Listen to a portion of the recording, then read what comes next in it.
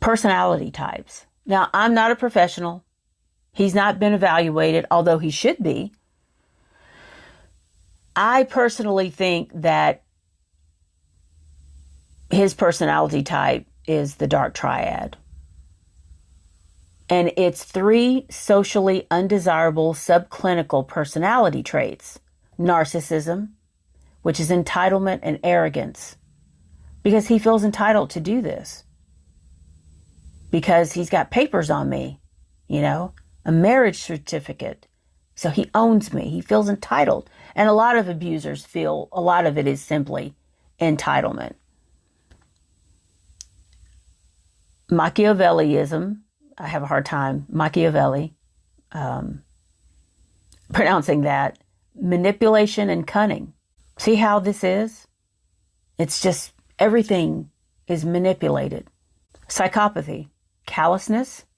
Lack of remorse.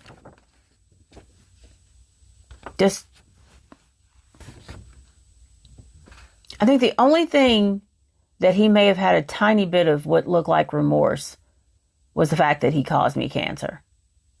And that's when he really started giving me money. And I really pressed him out about that at one time. And I said, why are you giving me money now after 20-something years? 20 years of never really giving me anything. Because I wanted to be independent in the relationship. So I always tried to work or, have a sideline or do something to make money. And what I didn't realize is he knew that, of course, and he used it against me. So he knew that I wanted to be independent, so he didn't give me money. And at the same time, he was blocking everything that I did to make money. See, it's a double bind. And I know people have a hard time wrapping their brains around that. But what you have to really understand is that abuse is rooted in domination and control. Individuals with these traits are often charismatic, yet manipulative, exploitative, impulsive, and disregard the rights of others. Highly manipulative. And people are not ready for this level of manipulation. I can't tell you how many people he has used. Countless. And key aspects and usage examples. Manipulation, using insincere flattery to get their way. Self-serving, selecting people they can use for personal status or wealth. I mean, he selected me as like a status symbol.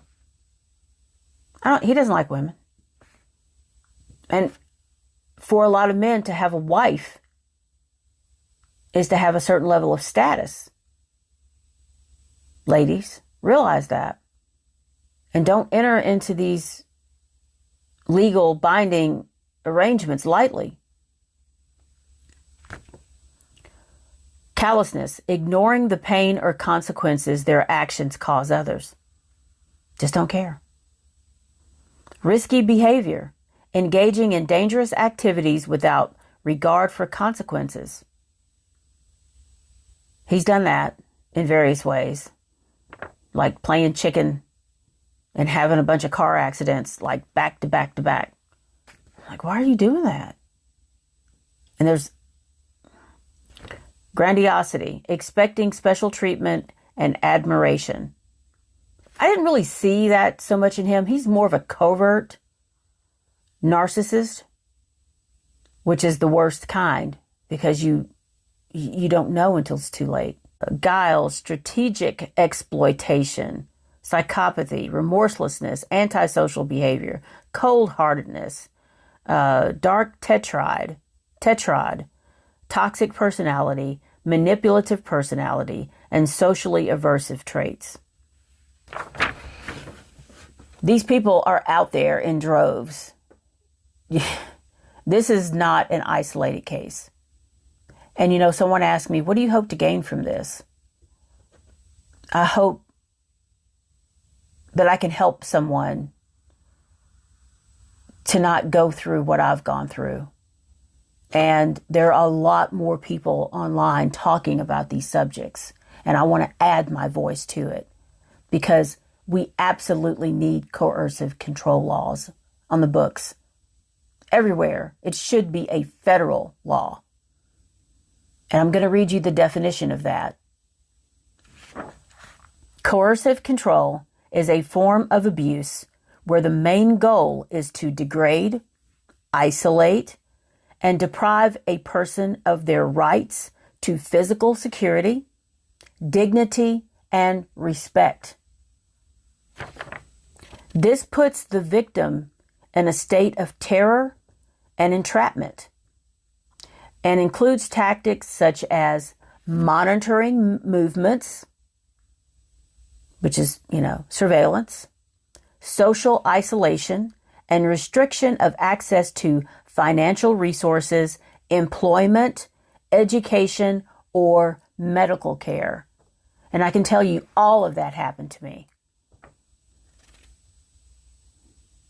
He's been watching me for years, tracking me with my phone for years, and I didn't know because I had nothing to hide.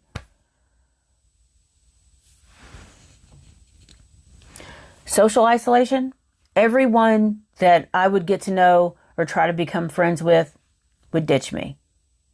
And so you start thinking about, what did I do wrong? What did I say wrong? I'm just an unlikable person. And then you just stop trying until I started noticing, because, nothing stays in the dark forever. And I would notice that people that I'm talking to would be looking, and he would have a habit of standing behind me. This is how petty this is. Stand behind me. And the people are looking at him and trying to talk to me. And he's like, and the person is obviously, they're confused because they don't know what to say, because he's probably back here doing this number. Like, she's crazy. Don't pay attention to her. Like, I try to get a cleaning service. That's what he did. Try to get a lawn service when we were living in a different house. Explain to them how I wanted to maintain the rental when we moved out of it. And so what happens is, everybody that you encounter with him, at some point they're looking at you or they're treating you a certain way, and you don't realize what's going on. You think it's you. And no, it's this guy over here undermining everything that you're doing. Restriction of access to financial resources. That's obvious. Employment, job opportunities. And I've talked about this before.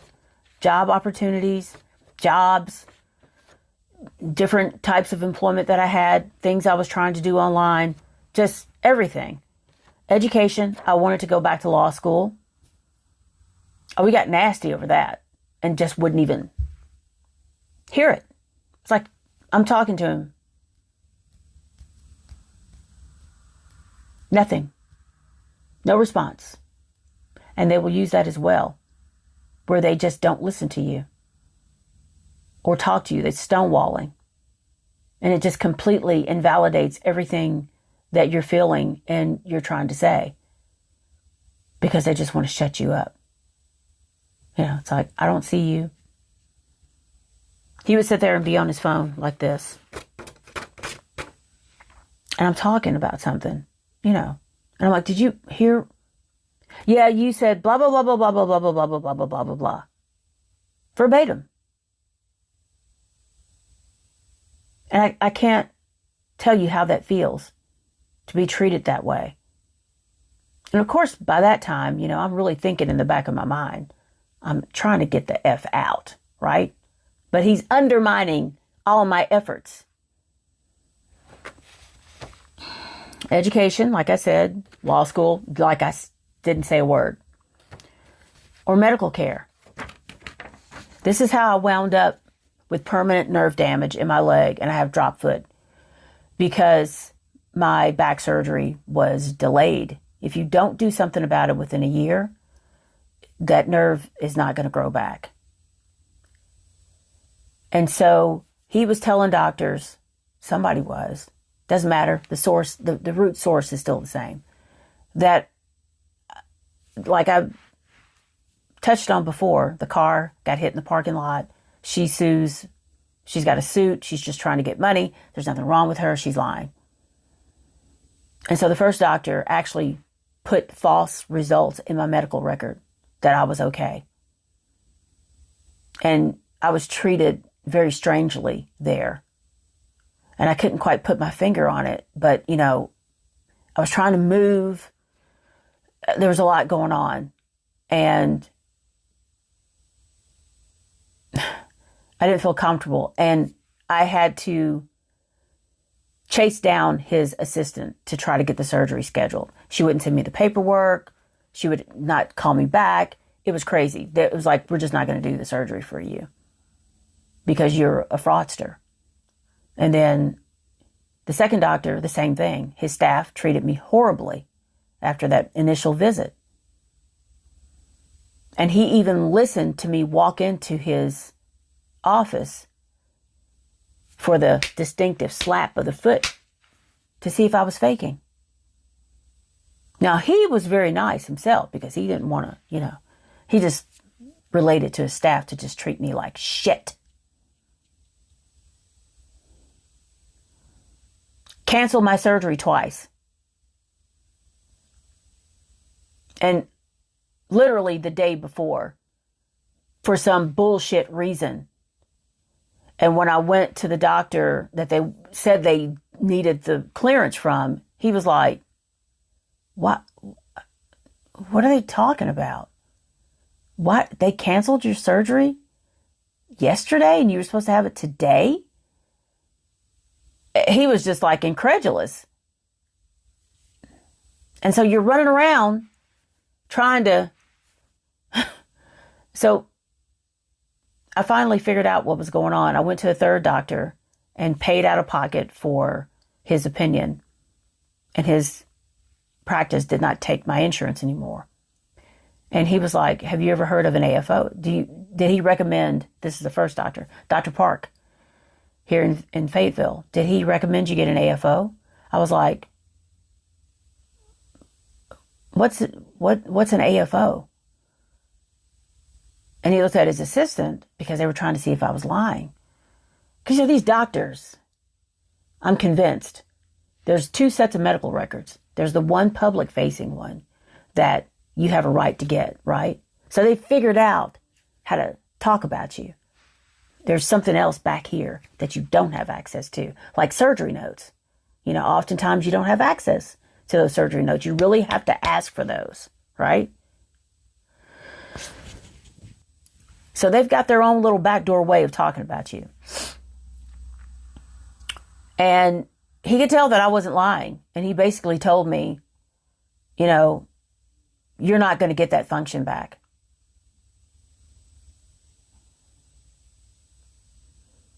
And I told him about Dr. Park, and he said, I said, you know, he just acted like he really didn't want to help me. He says, I don't think that guy helps anybody.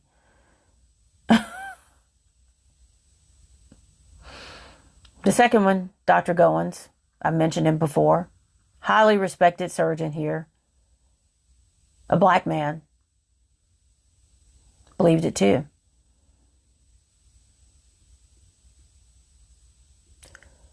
So then I understood what I was dealing with. So I hurried and got a new phone. Redid my chart.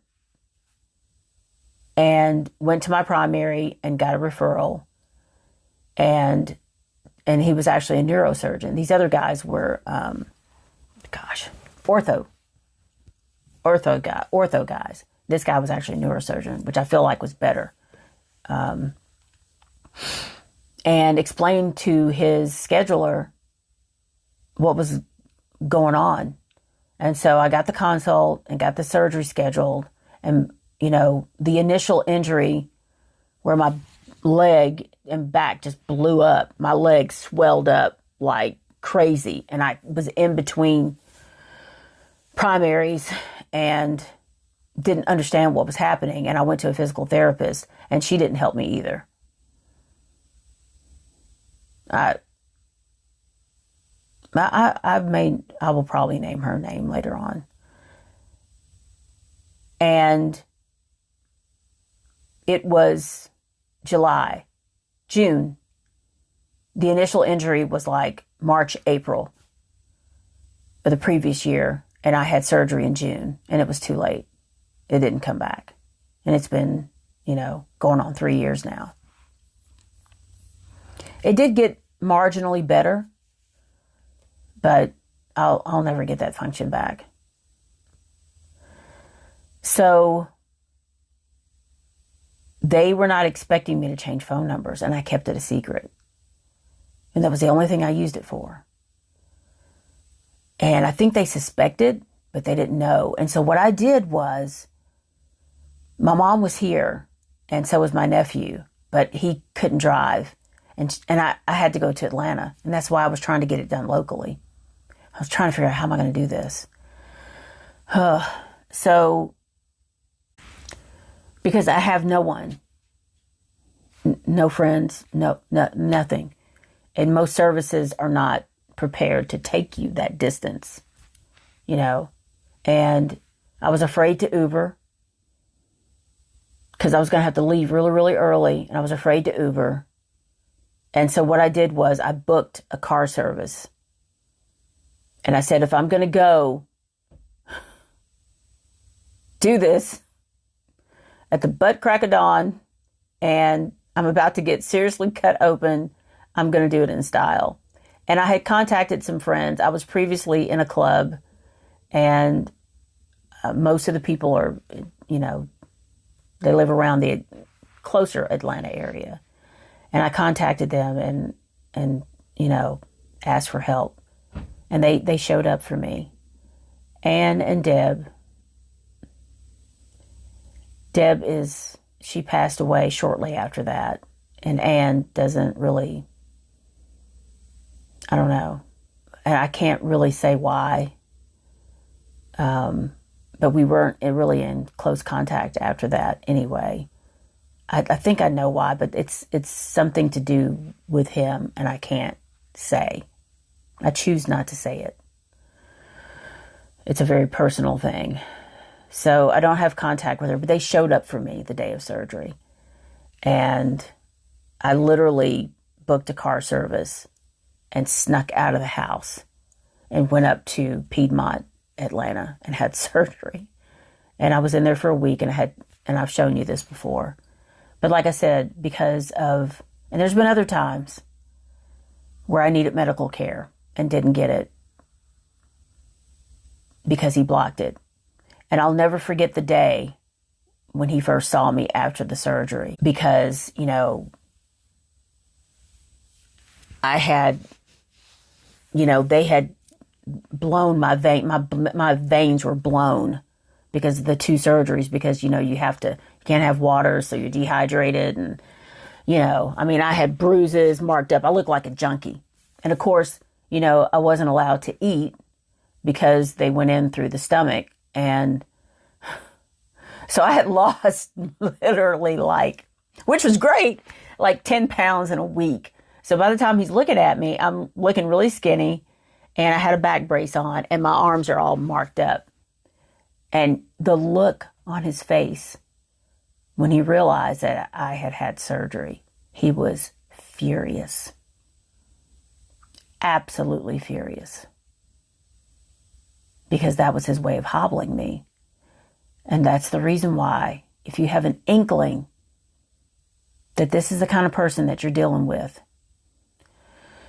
and you're still in the house with them, and saying, I wasn't even in the house with him.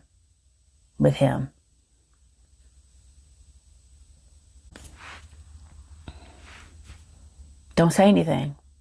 And hopefully the person that you're dealing with is not just monitoring everything that you do.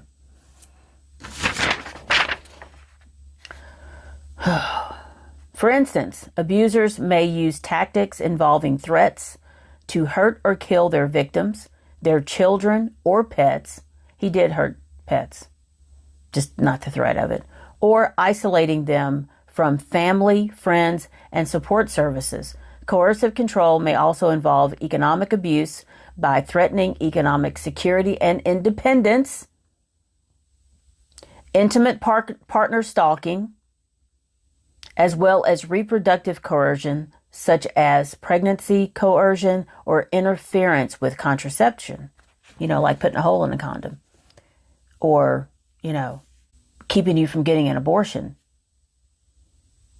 Something of that nature. It's, the whole barefoot and pregnant thing. And they will use, I've heard so many, listen, some of these people, these links that I've posted about these more professional people that are trained, and the comment section in their videos, the stories that these women tell, it's heartbreaking. I'm not the only one. I'm just one of the ones who has nothing to lose anymore. Because my situation is impossible. And I tell people all the time, he will never leave me alone until one of us dies. And they feel like that's being dramatic, but it's so true. And I talked to him yesterday, and he volunteered, said, do you have anything else you want to take to Goodwill? Any cardboard or junk you want me to take to the dump?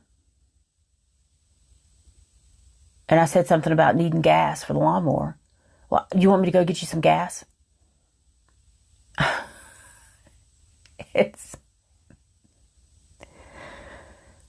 And I had talked about this whole situation with the cameras going down and how I know they're trying to get into the house. And I mentioned my videos, and it was just like he didn't even hear me.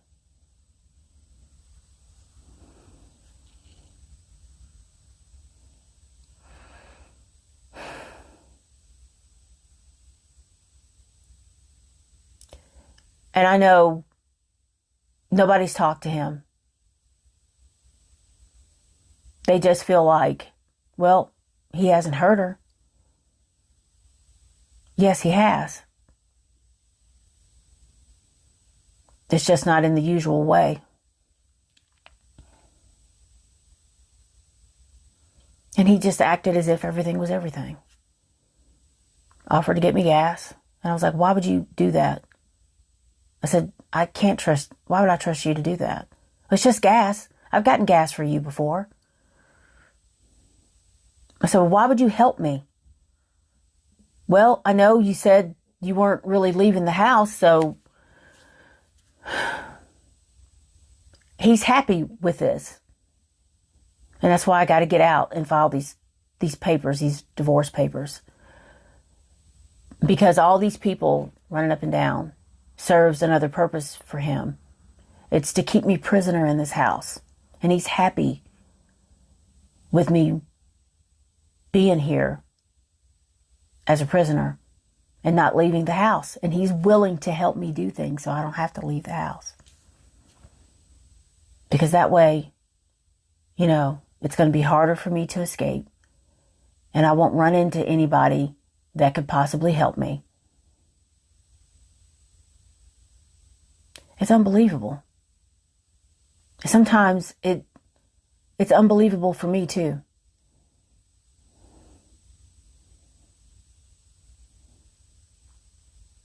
Stay with me. I have a lot more stories to tell. And I'm going to try to post that test feed soon.